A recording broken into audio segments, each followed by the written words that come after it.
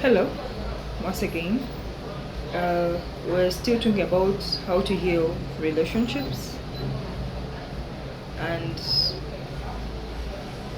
we talked about the first way of healing relationships, and that was by forgiving and then blessing that relationship or the person involved in that relationship. The second thing we can talk about is how to heal relationships that have been affected by magic. In Arabic, it's called sihr. In the first instance, you can just forgive someone and your heart will heal and you'll have a good relationship with that person. But then there are relationships that are affected by sihr, by witchcraft, whereby you can see people who have been friends, and then in between them there is some bad energy that comes up that destroys the friendship. You can see people have been in a relationship and they've been working together, like a marital relationship, a couple that they've been happily married, and their relationship is really falling apart. And despite either partner trying the process of forgiveness and blessing, things are not getting better. So there are signs that show a relationship is being affected by magic or witchcraft, whatever, or voodoo, whatever you can call it. But I hope you understand what I'm saying. There are signs that show that your relationship has been attacked. And here we're about improving lives. So how can you protect yourself and how can you protect that relationship? Please feel free to comment in case you've seen such a scenario, or to also give your opinion. How was that handled in your society? How have the people in your society handled relationships that are falling apart because of magic? We can always learn from each other. So please, you can comment, and also you can like this video and also share with someone who could be affected by what we're talking about. So in cases where there is magic or voodoo affecting a relationship and it's causing separation, in Arabic it's called sihr tafriq. So in cases where there is such kind of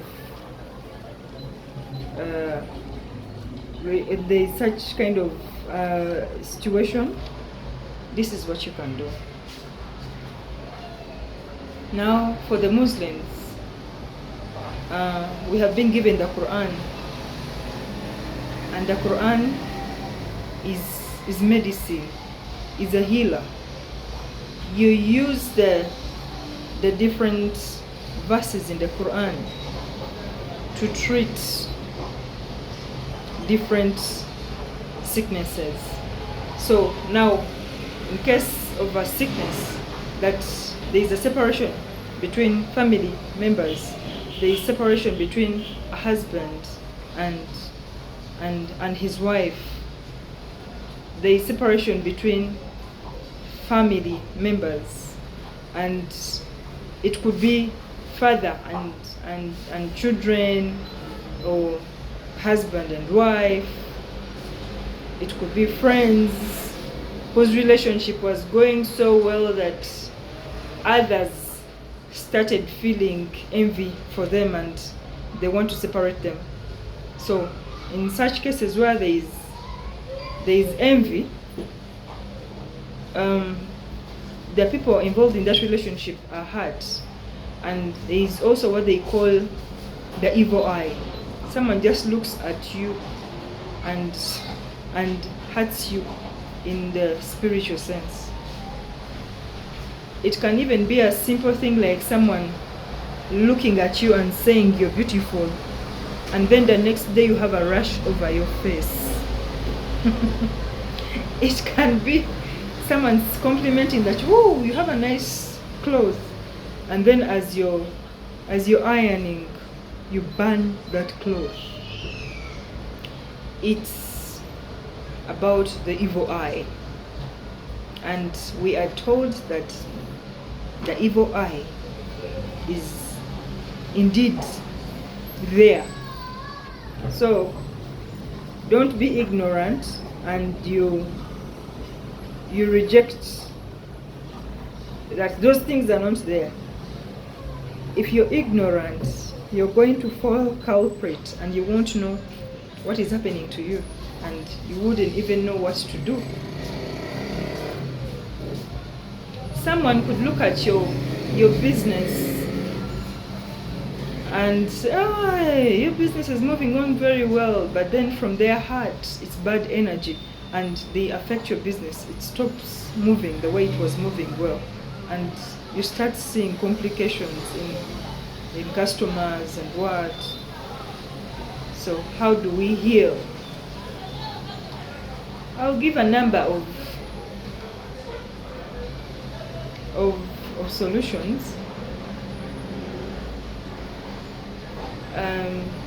To the Muslims, you're told to, you're advised to say the morning prayer, and then the morning, what they call morning dhikr, the words you say, the prayers you say, the recitations you make in the morning, and those du'as are meant to help you, protect you from such, all those things together, the evil eye, the witchcraft, whatever could hurt you.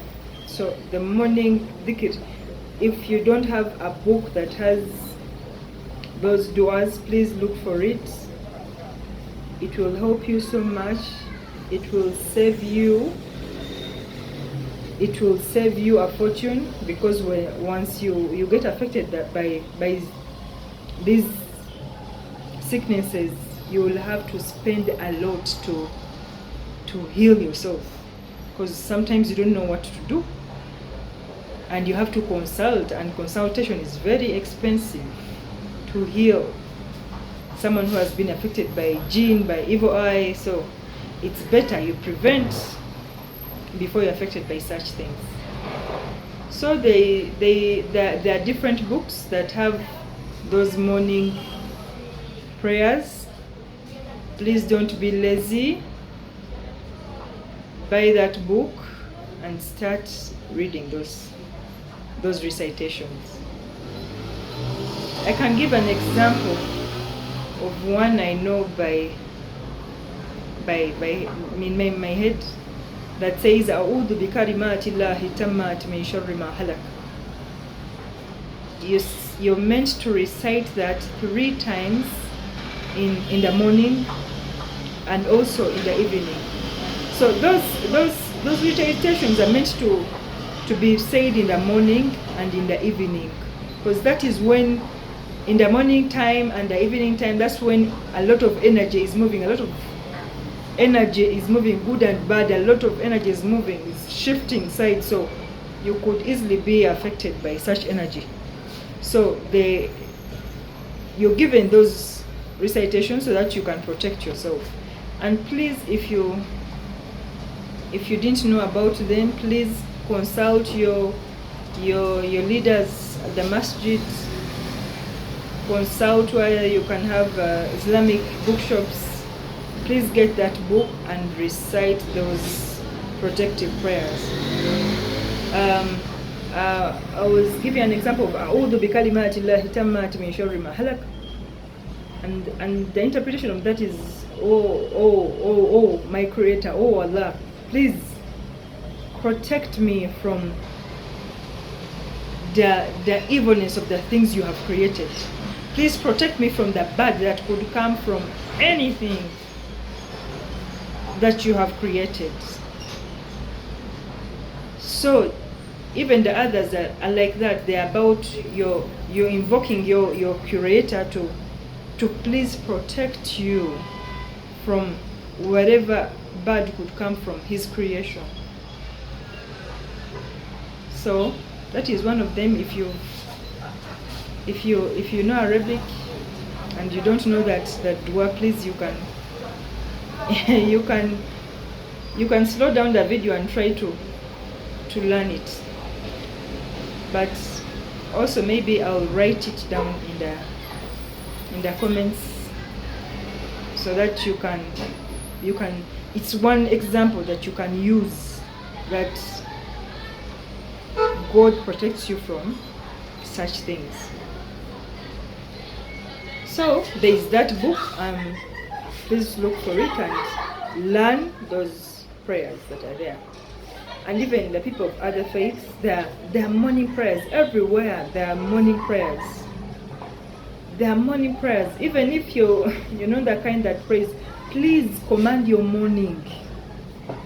In the morning, the morning before the sun, as the sun is coming up, please command the morning. Because if you don't command your morning, someone else will do it for you. And they will do it for you in a way you don't like. So command your morning. Pray about it. You decree and declare. You decree and declare that this morning, this day will be a good day. I decree and declare that no illness will fall over my family. I decree and declare protection over my business, protection over my family, protection over myself. I decree and declare. Words are spells. That's why when we're learning, we would call it spelling.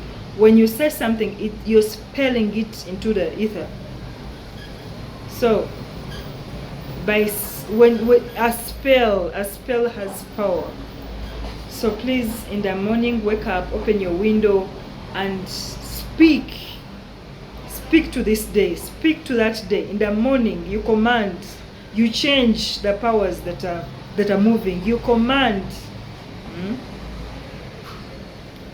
So please use the morning hours to protect yourself against all that. Because if you would have already decreed and commanded in the morning that no evil eye will touch you, then it will not touch you during the day.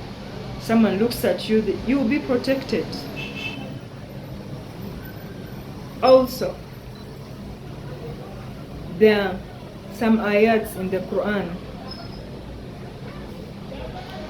For example, those who know how to recite the Quran, you go to Surah Al-Baqarah, the Surah of the cow, and look for ayat 100, the verse that is 102.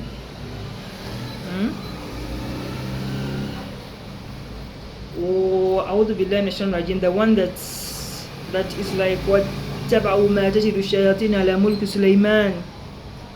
It goes like that. It's a long verse, but that verse is used to protect against separation between husband and wife that could be caused by magic.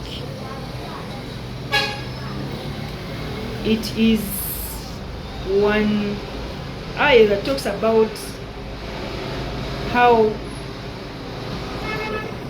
the beginning of how magic came to be known by the people.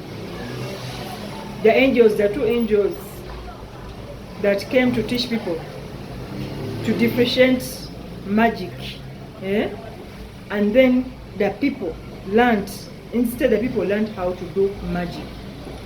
So that verse is used to fight against sihr or witchcraft that has been done to separate couples or friends. So usually it's repeated 5 times. So even before you're affected by such problems, you can start reciting it so that when you get a problem, as you're reciting, you know what you're reciting. So please look for that ayah. It is used to fight witchcraft that separates the husband and wife. Then there are ayahs that talk about how to fight, that can be used to fight the evil eye.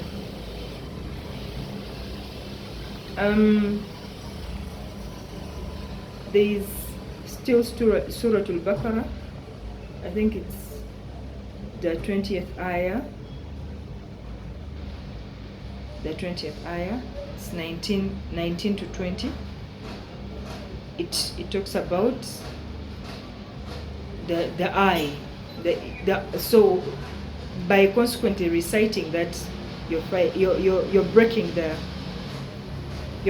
notes that were made by the evil person.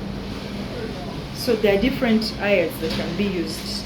There are different verses that can be used for your protection against witchcraft.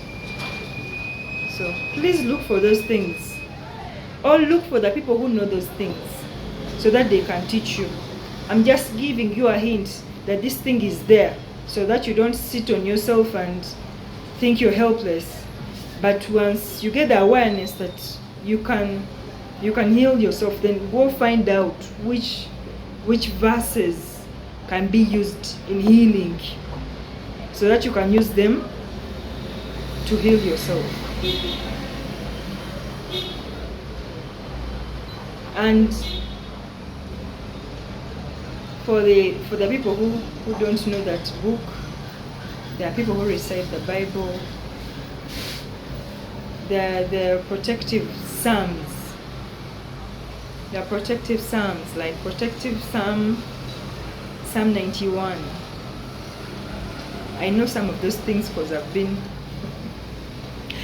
been a researcher for a long time, and as I told you about healing and about improving lives, so I had to know how the different societies heal themselves and how they heal their people. So please find out the protective verses in your holy book and use them to protect yourself and to heal yourself. Another way how relationships can be healed. There are some people that are gifted, that can speak to someone and that person hears, or they can pray for someone and that prayer is answered. So,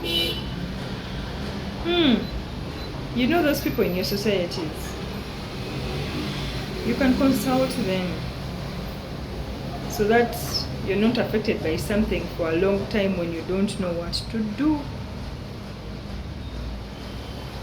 So that is how we can heal the relationships that have been affected by severe magic, and also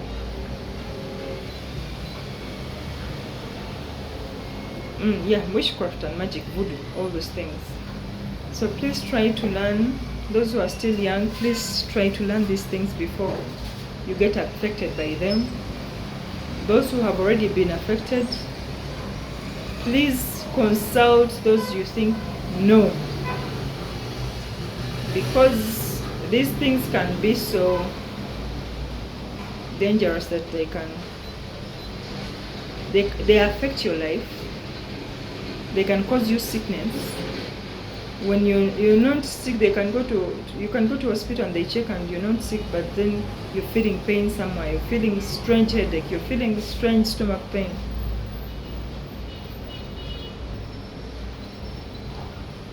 So please consult if you don't know,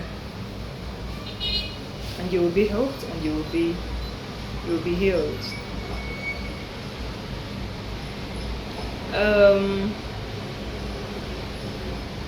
I think that's what we can learn for today. We're going to be discussing about the different healing methods. The different healing methods. The sound baths, where sound can heal someone with high blood pressure and their pressure comes down and they're better.